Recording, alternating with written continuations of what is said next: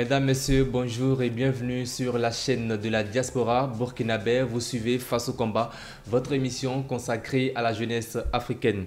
La place de la jeunesse dans la promotion de la culture africaine, voici le thème de ce numéro de Face au combat. Et pour échanger, nous avons aujourd'hui un invité, M. Judikaël Yoboué, journaliste et producteur. Bonjour. Oui, bonjour Aboubakar. Alors, comment allez-vous? Très bien, je vais très bien et je salue également tous ceux qui nous suivent en ce moment, particulièrement toute la population burkinabé. Et voilà, je rappelle également que Judikaël Yoboué est plus connu sous le nom le journaliste de la Nouvelle Afrique, puisque cette émission est consacrée également à cette nouvelle génération-là. Judikaël Yoboué, comment pouvez-vous définir la culture? Je dirais selon l'UNESCO, parce que j'ai appris qu'on ne donne pas de définition qui soit propre à soi-même sur certains thèmes. Donc pour l'UNESCO, c'est l'ensemble des traits distinctifs du point de vue spirituel, intellectuel, affectif, matériel et autres qui caractérisent une société ou un groupe social. Ça fait forcément attrait à l'art, à l'être, au système de valeurs, aux lois, et puis à la tradition, les croyances, ainsi de suite. Alors, mais est-ce qu'il existe plusieurs types de cultures? Par exemple, est-ce qu'il y a la culture éducative, il y a d'autres types de cultures, voilà. La culture, oui, puisque on parle tout à l'heure quand je définissais, j'ai parlé de lettres, j'ai parlé d'art, donc forcément la culture a plusieurs pans, je dirais. Voilà, donc du point de vue éducation, il y a la place de l'éducation. Oui. Alors, le choix de ce thème aussi est en parfaite harmonie avec la jeunesse qui aujourd'hui a décidé de faire un mimétisme culturel qui est, dirais-je, biaisé, voilà.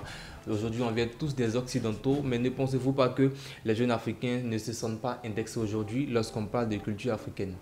Bien sûr, la jeunesse, la jeunesse africaine a du moins dérouté d'un point de vue, parce que quand on observe aujourd'hui la société en général, le comportement des jeunes, que ce soit dans leur manière de faire, leur manière de s'habiller, il y a cette empreinte de la culture occidentale qui est beaucoup élevée. Oui. Donc, je pense que cette jeunesse-là est beaucoup victime de cette culture-là, Oui. et ça part du fait que depuis la base, on est dans la culture occidentale, et depuis tout petit à l'école, à la télévision, on est bombardé par tout ce qui vient de l'extérieur.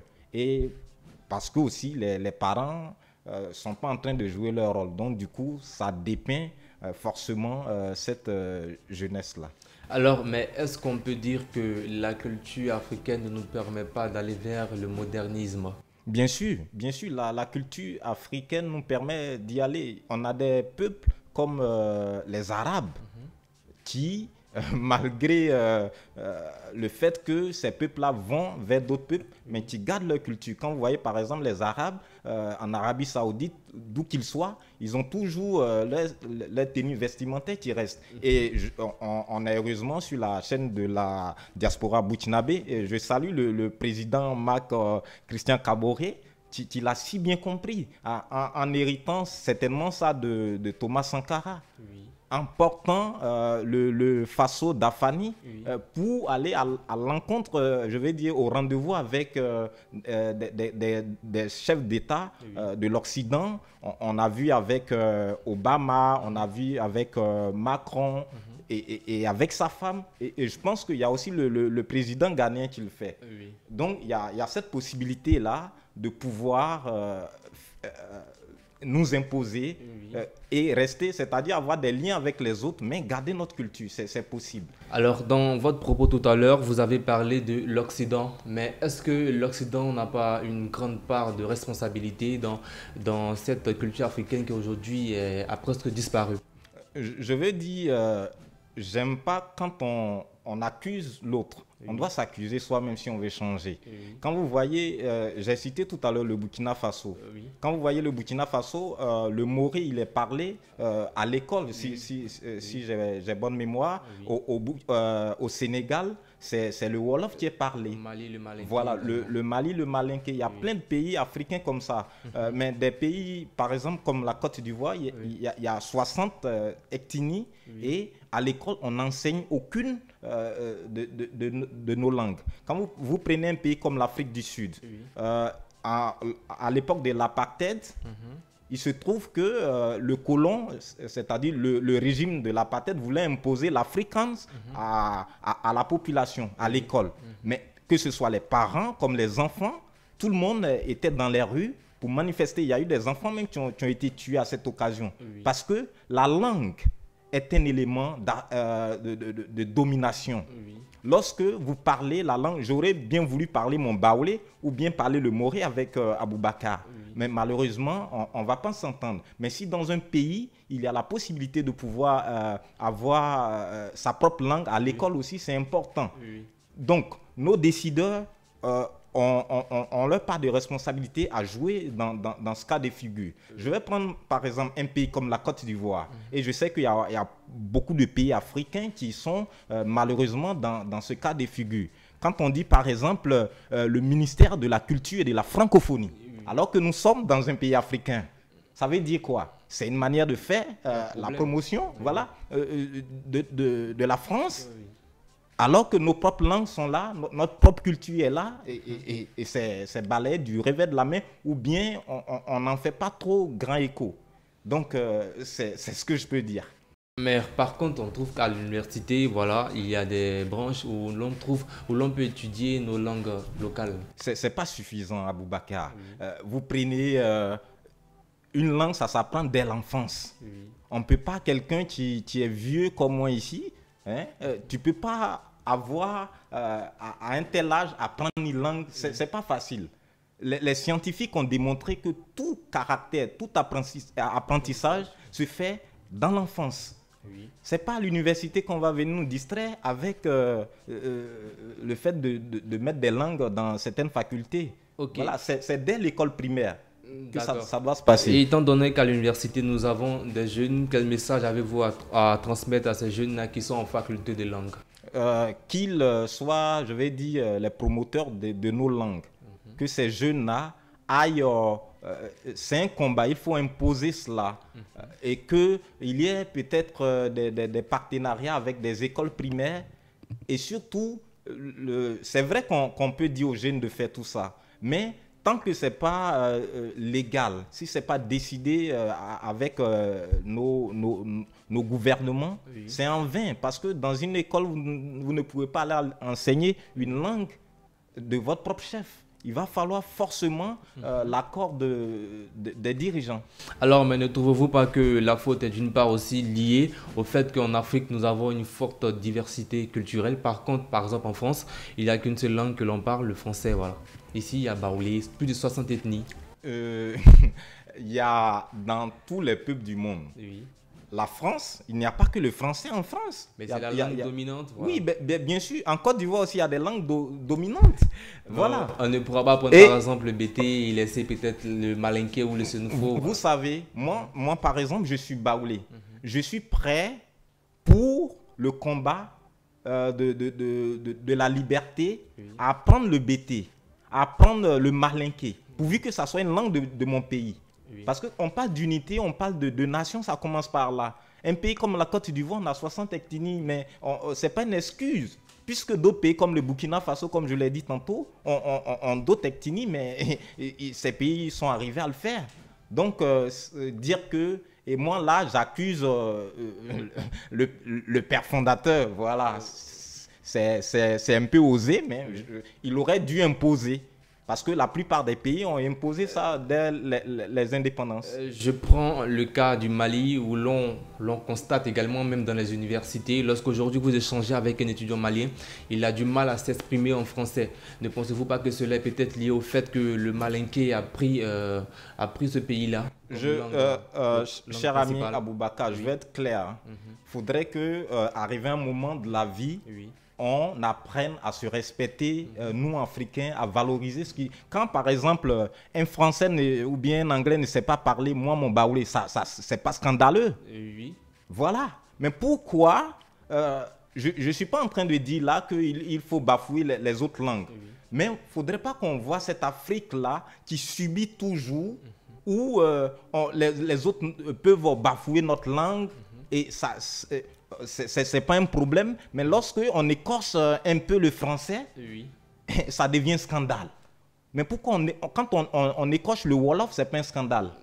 Il faut qu'on arrête un peu ça. Moi je dis pas d'écorcher le français, Oui. mais moi je parle le français, je parle ma langue maternelle également. Oui. Voilà, je suis pas en train, peut-être, bon, il y a d'autres qui parlent mieux que moi, mais je suis pas en train de bafouiller le français en ce moment. Ok, maintenant on revient à notre sujet, voilà. Est-ce qu'on peut dire qu'il y a une culture qui est au-dessus d'une autre culture? Du tout. Le bon Dieu nous a créés même chose. Nous sommes égaux devant le bon Dieu.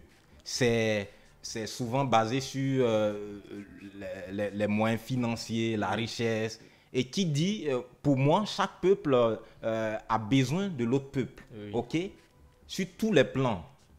Que ce soit au plan culturel, au plan économique, les Occidentaux ne sont rien sans nous, Africains. Et nous, Africains, nous ne sommes rien sans les Occidentaux. Et vice-versa, que ce soit les Asiatiques et les Arabes. On a besoin les uns des autres. Donc, il n'y a pas de culture, il n'y a pas tu sois au-dessus. C'est ce qu'on nous a enseigné. C'est des idées reçues. Oui. Et il faudra tuer ces idées-là pour que l'Africain, quand il est devant d'autres peuples de la terre, Oui. se sente en confiance, se dise, je prends par exemple Aboubacar, tu es journaliste. Oui. Mais quand il se retrouve avec un journaliste, par exemple, de RFI ou de France 24, est-ce qu'il va s'abaisser parce que l'autre, il est français et lui, il est burkinabé? Ne jamais. Puisqu'on fait les mêmes écoles. Oui. Voilà. Il y a des bons journalistes qui sont plus, je vais dire, compétents Oui. que d'autres journalistes au niveau de l'Occident. Alors, Donc, ok, puisqu'il n'y a pas de culture au-dessus d'une autre culture, aucune. un message à l'endroit de cette jeunesse-là qui pense que la culture occidentale est au-dessus des cultures africaines, voilà. Je dirais à cette jeunesse qu'il y a eu un travail qui a été fait depuis la colonisation où on nous a fait croire que notre culture est en dessous Oui. des autres cultures. Et nous sommes aujourd'hui en 2018. Oui. Et en 2018, les mentalités doivent changer. Ce que un Français, un Anglais, un Suisse peut faire, l'Africain a la même faculté. Oui. La preuve en est quand nous prenons le football, on voit des Didier Drogba, des Samuel Eto'o, qui sont bien forts que d'autres occidentaux. Donc il n'y a pas à se minimiser, il n'y a pas à se voir petit devant les autres peuples. Nous sommes même chose parce que le bon Dieu nous a créés même chose. Quand vous prenez l'histoire, et aujourd'hui il y a beaucoup de choses qui sont cachées dans l'histoire au niveau des inventions. Oui. Il y a plein de choses que des Noirs ont inventées, Exactement. mais qui sont restées sous silence et ça a été attribué à d'autres races. Pourquoi? Parce qu'on nous a fait croire que le Noir est celui qui suit. Le Noir, comme on le dit chez nous, est venu accompagner les autres. Nous ne sommes pas sur la terre pour accompagner d'autres peuples. Nous sommes égaux et il faut le comprendre. Il faut se lever pour mener ce combat. Et nous autres, nous sommes déjà dans ce combat. D'accord, mais que doivent faire les jeunes africains pour pouvoir promouvoir cette culture africaine et pour aussi la préserver, puisque nous voulons aujourd'hui, par exemple, porter des costumes qui proviennent de l'Occident, voilà. Déjà, je suis très heureux parce qu'il y a beaucoup de jeunes qui le comprennent comme je le comprends aujourd'hui. Oui. Quand vous prenez, vous savez qu'il y a des jeunes Africains qui ont créé des applications pour apprendre les langues de chez nous. Oui. Voilà. Vous voyez aujourd'hui sur les réseaux sociaux, il y a des groupes qui sont créés où on parle nos langues maternelles, on fait la promotion de nos cultures. C'est-à-dire que ce réveil, il est d'actualité. La nouvelle Afrique est en marche et nous avons une nouvelle catégorie de jeunes qui arrivent qui vont changer les choses. Et moi, j'y crois fermement. Et je sais que ceux qui sont encore une révolution ou bien un changement de mentalité ne vient pas forcément, on n'a pas besoin de tout le monde en même temps pour le faire. Mais si dans chaque pays, Oui. les jeunes se lèvent, quelques jeunes se lèvent, vous allez voir que beaucoup de choses vont changer. Et moi, j'ai foi, les choses vont commencer à changer. Et si d'ailleurs on a ce débat, c'est parce que les choses sont en train de changer. À la fin de cette émission, voilà. Également, comme vous l'avez dit, nous avons déjà des jeunes qui ont commencé à promouvoir cette culture africaine. De passage, nous remercions la mère Judith Niago, qui est directrice de Tradicrea. Elle fait des vêtements de mode à travers des perles africaines. Voilà. Elle est en Occident, mais elle fait la promotion de la culture africaine. Alors, également, nous savons que la télé est un média, et les médias appartiennent au quatrième pouvoir, voilà, qui font également la promotion de la culture africaine et qui devaient faire cela. Malheureusement, ce n'est pas le cas. Nous avons par exemple dans les clips africains, nous voyons des vêtements occidentaux, nous voyons des véhicules occidentaux, nous voyons tout est la promotion de l'Occident. Alors, quel message avez-vous à transmettre aujourd'hui aux directeurs de télévision ici en Afrique? Moi, je vais dire à ces directeurs de télévision, c'est vrai que la télévision n'a pas été créée par nous Africains, mais quand on va dans une sorte de croisée avec d'autres cultures, il faut apporter ce qu'on a. Quand vous voyez aujourd'hui notre Dobé Niaoré, qui tourne en Europe, qui fait notre fierté, qui remporte même des Grammy, est-ce que Dobé, quand elle s'habille, dans ses clips comme dans ses spectacles, elle fait à l'africaine. Quand vous voyez Were Were Licking, elle fait à l'africaine.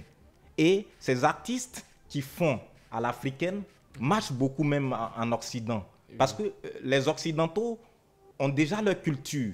Ils ont j'aurais voulu m'habiller à l'africaine, mais bon, ça n'a pas été le cas. J'espère que je vais trouver l'occasion de me rattraper.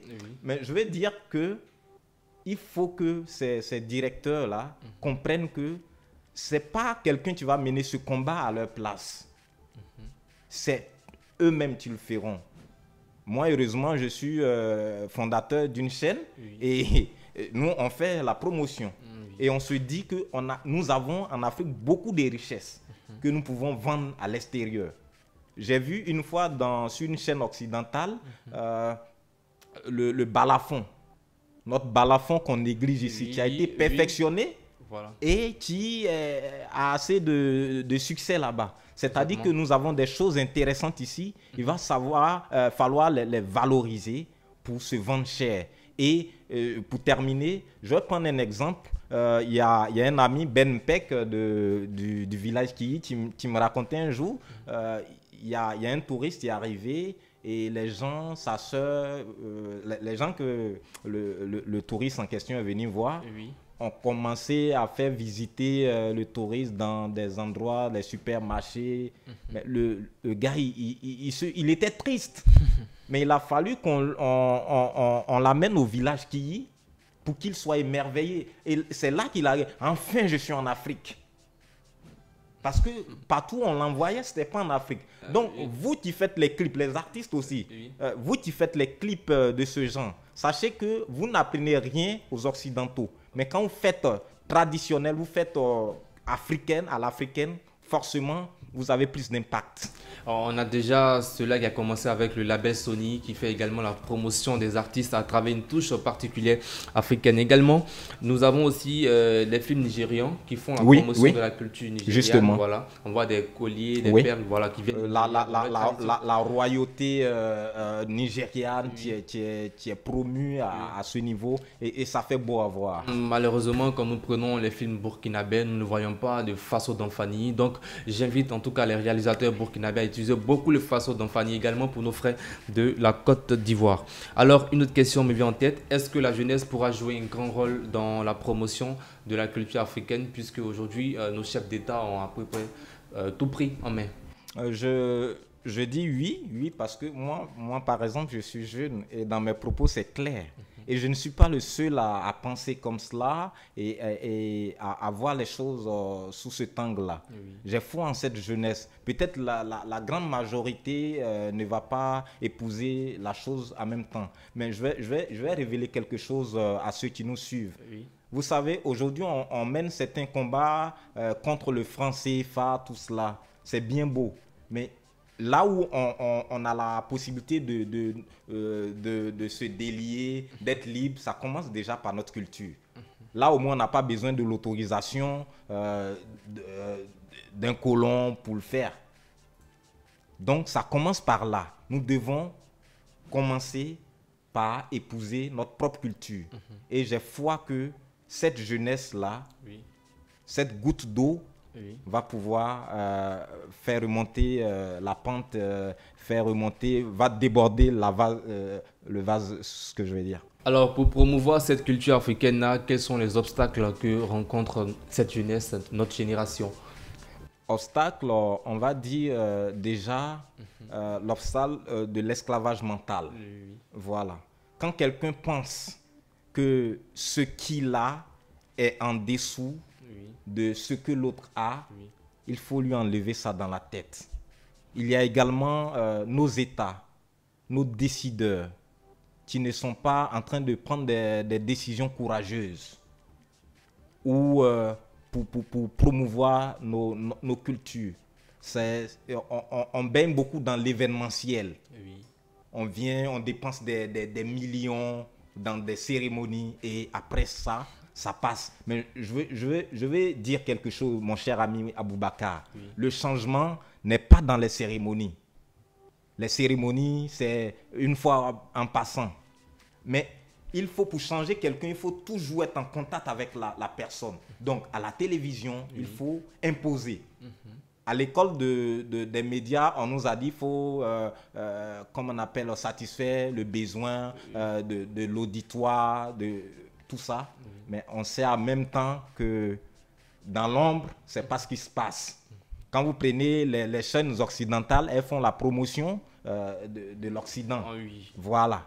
Donc, il y a certaines choses qu'on doit imposer. Quand les novelas, où à chaque fois, les gens s'embrassent en public. En Afrique, ça, c'est pas dans la culture africaine. Et aujourd'hui, quand tu fais pas ça, on te prend pour un gaou, comme on le dit sous nos cieux. Mais au nom de quoi, moi qui n'embrasse pas ma femme, devant tout le monde, je suis gaou. Alors, qu'est-ce que la culture africaine peut apporter à cette jeunesse-là? Il y a beaucoup de choses. Exemple? Beaucoup de choses. Sur le plan financier, j'ai pris l'exemple de Dobé tout à l'heure. Qui fait le tour du monde avec notre culture. Je prends Youssou N'Dour, l'un des artistes les plus riches d'Afrique, qui chante en Wolof et qui est consommé même plus à l'étranger qu'en Afrique. Donc, notre culture nous rapporte beaucoup. Récemment, nous étions à un séminaire, une conférence plutôt, et avec une députée suisse qui venait du Burkina Faso, et elle partageait l'expérience du recyclage des déchets.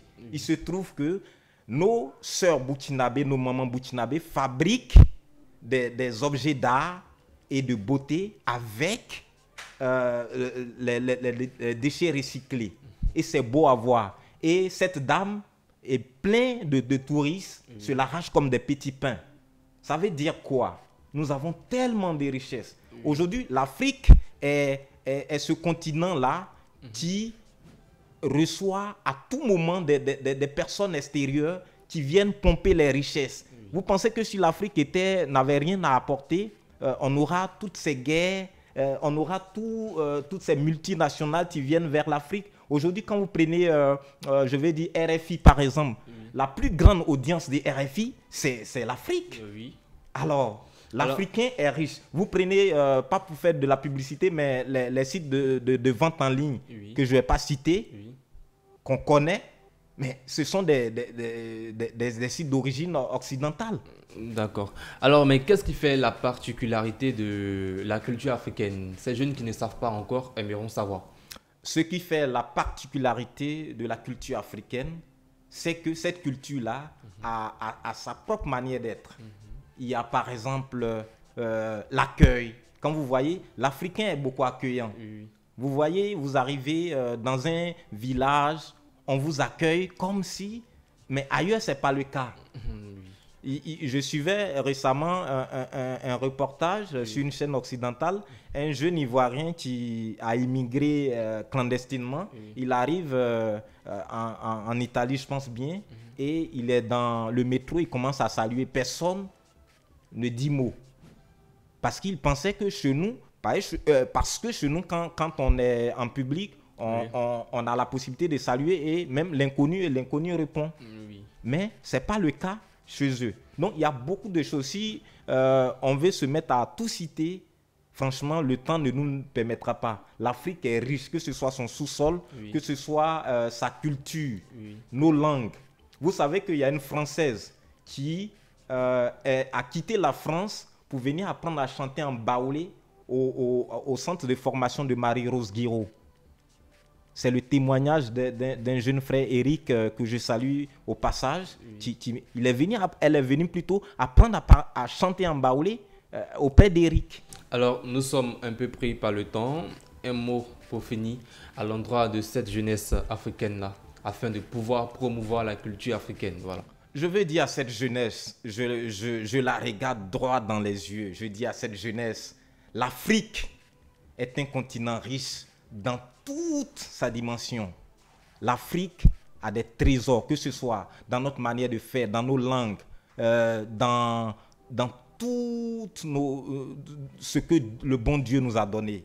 Nous avons de quoi être dignes devant tous les autres peuples. Il ne faudrait pas qu'on se base seulement sur le point de vue financier pour dire que l'Afrique est pauvre, on n'a pas à manger, donc du coup, il n'y a pas que la richesse n'est pas seulement matérielle. La richesse, c'est aussi le comportement. En Afrique, nous avons des comportements extraordinaires que malheureusement, nous sommes en train de perdre avec cette fusion avec d'autres cultures. Africains, africaines, vous qui me suivez, vous qui suivez cette émission, sachez que l'Afrique possède des richesses énormes et ce n'est pas quelqu'un d'autre qui va valoriser ces richesses à notre place. C'est nous-mêmes.